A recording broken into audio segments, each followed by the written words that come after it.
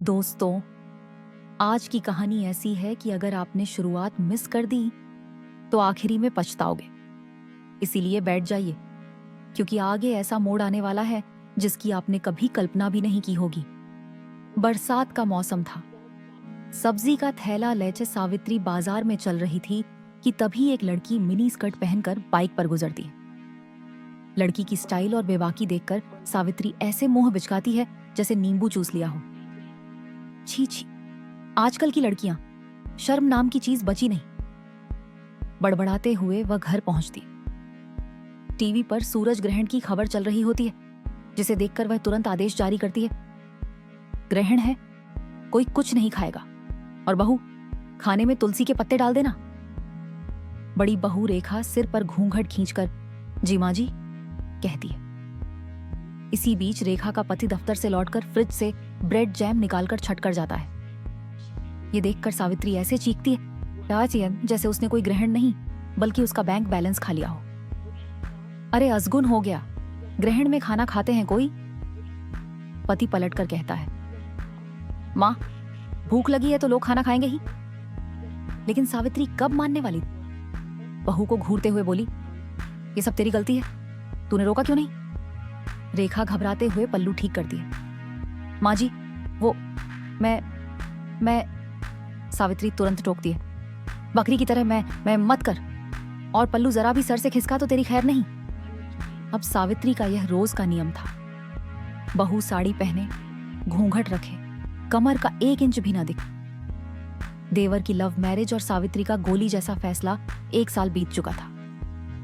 तभी छोटे बेटे राहुल ने खुशी से बताया, माँ, मैं संध्या से शादी करना चाहता हूं। सावित्री पहले चौंकी, फिर मन ही मन बोली, शहरी लड़की, कहीं बेटा हाथ से ना निकल जाए, और तुरंत मुस्कुराते हुए बोली, मुझे कोई दिक्कत नहीं। शादी धूमधाम से हो गई। शादी के बाद जब सब कार में, रास्ते में संध्या भारी लहंगे से परेशान होकर एक होटल में बदली कराती है, स्कर्ट और टॉप पहनकर, हाथ में बस शादी का दुपट्टा। घर पहुंचते ही सासू मां के होश उड़ गए, लेकिन राहुल झूठ बोलकर बात संभाल लेता है। सावित्री मन ही मन सोचती है, ये बहू तो परमाणु बम निकली, इसे तो वश में रखना ही पड़ेगा। मुंह दिखाई का बड़ा ट्विस्ट। सावित्री खुद जाकर बहू की साड़ियां चुनती है। गुलाबी साड़ी पसंद करती है, लेकिन उसे क्या पता था, बहू का ब्लाउज तो टॉप मॉडलिंग शो वाला था, पीछे इतना कट कि हवा भी शर्मा जाए।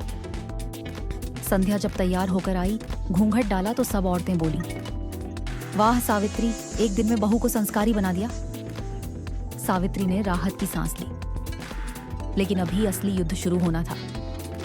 सावित्री की पाबंदियां बनाम संध्या का असली प्लान। रात को संध्या नाइट ड्रेस पहनकर कमरे से बाहर निकली तो सास गुस्से में फट पड़ी, हमारे घर में नाइट ड्रेस में बाहर नहीं आते, कपड़ों पर मैं फैसला करूंगी। संध्या उदास होकर कमरे में चली गई। उसकी जेठानी धीरे से बोली, ये घर है ही सासू माँ टाइप का, तुम बस 1 हफ्ता निभा लो, फिर देखना।